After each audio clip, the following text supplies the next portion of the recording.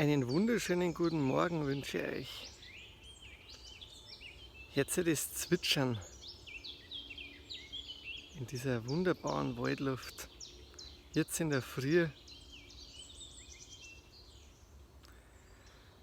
Im Wald, da kann man so richtig seine Seele baumeln lassen und so richtig in die gute Energie kommen.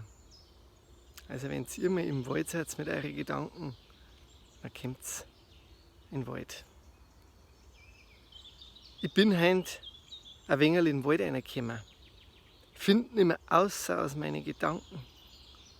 Darum fahre ich in den Wald. Damit ich mein Sein wiederfinde.